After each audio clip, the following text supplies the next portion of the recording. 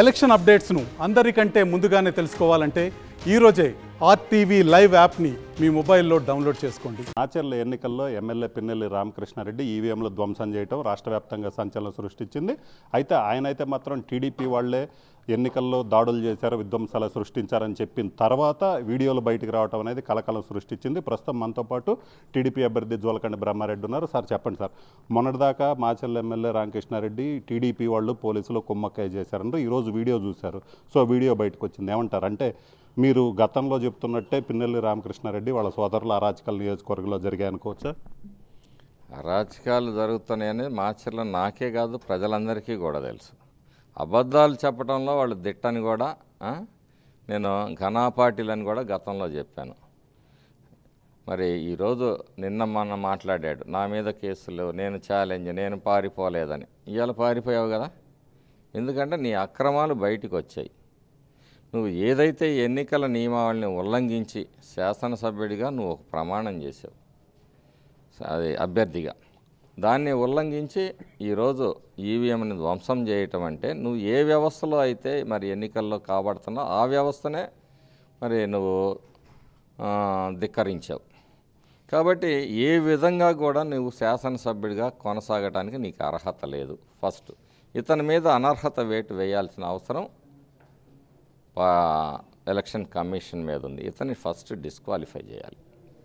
ఎందుకంటే నువ్వు ఆ వ్యవస్థనే గౌరవించని వాడి నువ్వు ఏ విధంగా అర్హుడు అని చెప్పి నేను అడుగుతా ఉన్నాను. ఎన్నికల ప్రక్రియనే నువ్వు పరిహాసం చేసావు. అలాగే ఈ అరాచకాలు చూస్తే నువ్వు ముందుగానే హెచ్చరించావు. అనేక వేదికల ద్వారా అరాచకం చేస్తానని చెప్పావు బహిరంగానే. వీటిని కూడా సుమోటాగా స్వీకరించి ఈ అరాచకంలో ఈ గొడవలు అన్నిటికీ కూడా ఎన్నికల రోజు కానీ ఎన్నికల తర్వాత రోజు కానీ జరిగిన అన్నిటికీ కూడా పిన్నెల్లి రామకృష్ణారెడ్డి అతని సోదరుడే బాధ్యుడు. ప్రతి కేసుకి కూడా ఇతను ప్రథమ ముద్దాయి అని చెప్పి నేను చెప్తా ఉన్నాను. ఆ దిశలో పోలీసులు చర్యలు తీసుకోవాలి, లేకపోతే వ్యవస్థల మీద ప్రజలు నమ్మకం కోల్పోతారు. ఎందుకంటే అతను ముందుగానే చెప్పాడు, నేను దాడులు చేస్తాననే చెప్పాడు. కానీ అతన్ని కంట్రోల్ చేయలేకపోవటం కూడా ఈరోజు పోలీస్ శాఖ కానీ ఎలక్షన్ కమిషన్ ఉంది కానీ బాధ్యత అని చెప్పి నేను భావిస్తున్నాను. అంటే ఇప్పుడు పోలీసులు టీడీపీ కుమ్మక్కారని చెప్తున్నారు. అంటే ఇప్పుడు ఇన్సిడెంట్ చూసినట్లయితే అక్కడ ఈవీఎం ధ్వంసం చేసినా కూడా గుర్తు తెలియని వ్యక్తులు ధ్వంసం చేశారని కేసు నమోదు చేశారు. సో పోలీసులందరూ వైసీపీకి అనుకూలంగా పనిచేశారని మీరు అనుకోవచ్చా? పోలీసులు అధికారులందరూ కూడా భయంతోటో కొంతమంది మరి భక్తితోటో ఆయనే పోలీసులకి పోస్టింగ్లు వేయించాడు కాబట్టి ప్రభుభక్తిని చాటుకోవటానికో ఈరోజు మాచర్లలో ప్రజాస్వామ్యాన్ని పరిహాసం చేశారు. ఇందులో పోలీసుల పాత్ర ప్రధానమైంది. ఎక్కడ మరి ఫోర్స్ అవసరమో అక్కడ అలాట్ చేసింది కూడా పిన్నెల్లి రామకృష్ణారెడ్డి ఎవరినైతే అధికారులుగా తెచ్చుకున్నాడో వాళ్లే. కాబట్టి అతనే బాధ్యత వహించాలి ఈ మొత్తానికి కూడా. ఈ పోలీసులందరూ కూడా అతని నేతృత్వంలో ఆయా స్టేషన్లకి నియమించబడ్డవాళ్ళు. మరి అన్నిటికీ కూడా అతనే బాధ్యత. తెలుగుదేశం పార్టీకి ఏ విధమైన సంబంధం లేదు. తెలుగుదేశం పార్టీ అధికారంలో లేదు. కులాల మధ్య కులాల మీద దాడి జరిగని చెప్పేసి కంపురైపోయే ప్రయత్నం చేస్తూ ఉన్నాడు. ఆది నుంచి ఇతనికి అలవాటే. అసలు ఏ కులాన్ని నువ్వు వదిలిపెట్టావు? 124 మంది ఈరోజు గాయపడ్డారు అంటే అన్ని కులాల వారు, రెడ్డిలో ఉన్నారు, కమ్మాస్ ఉన్నారు, కాపులు ఉన్నారు, ఎస్సీ, ఎస్టీ, బీసీ, మైనారిటీలు. ఏ కులాన్ని నువ్వు వదిలిపెట్టావు? అందరి మీద దాడులు చేసి కులాలన్నీ ఏకం చేస్తాడంట, నన్నేదో ఇచ్చేస్తానని మాట్లాడుతున్నావు. నిన్న మాట్లాడాడు. మరి నువ్వు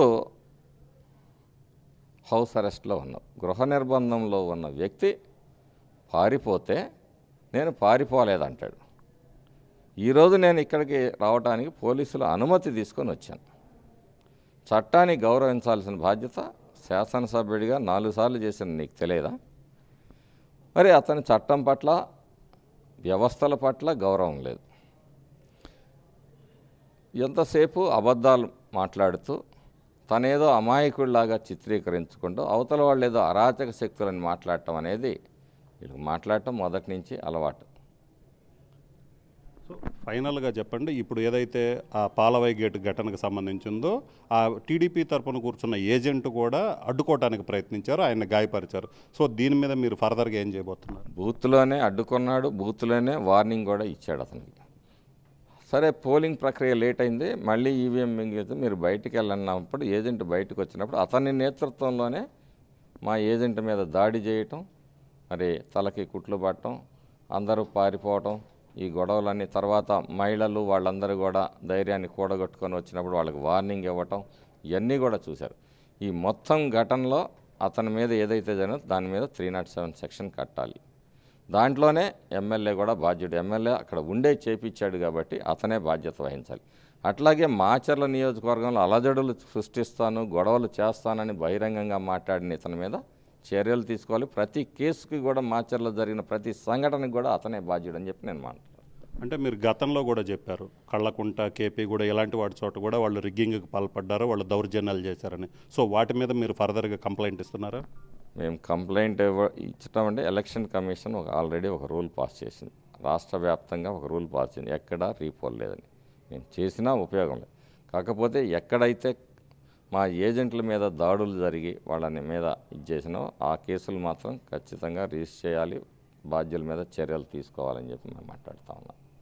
సో ఇది పరిస్థితి. మొత్తం మీద మాచర్ల నియోజకవర్గంలో జరిగినటువంటి ప్రతి గొడవలో కూడా పిన్నెల్లి రామకృష్ణారెడ్డి పాత్ర ఉంది. ఖచ్చితంగా పిన్నెల్లి రామకృష్ణారెడ్డిని ప్రతి గొడవ ఏదైతే ఉందో ఆ గొడవకు సంబంధించి నమోదు చేసినటువంటి కేసు ఏదైతే ఉందో ఆ కేసుకు సంబంధించి పిన్నెల్లి రామకృష్ణారెడ్డి అతని సోదరుడు వెంకటరామరెడ్డి మీద కేసులు నమోదు చేయాలి. అలాగనే ఏదైతే పిన్నెల్లి రామకృష్ణారెడ్డి ఎమ్మెల్యేగా ఉండి 4 సార్లు ఎమ్మెల్యేకి గెలిచి కూడా ఈవీఎం ధ్వంసం చేశాడు, ప్రజాస్వామ్యాన్ని అపహాస్యం చేసే విధంగా ప్రవర్తించినటువంటి ఆయన్ని డిస్క్వాలిఫై చేయాలి. దీనికి సంబంధించి ఎన్నికల కమిషన్కి కూడా ఫిర్యాదు చేస్తామని చెప్తున్నారు.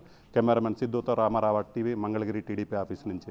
మరిన్ని వీడియోస్ కోసం ఛానల్ ని సబ్స్క్రైబ్ చేయండి, లేటెస్ట్ అప్డేట్స్ కోసం వాట్సాప్ ఛానల్ ని ఫాలో చేయండి అండ్ లింక్ డిస్క్రిప్షన్ లో ఉంది.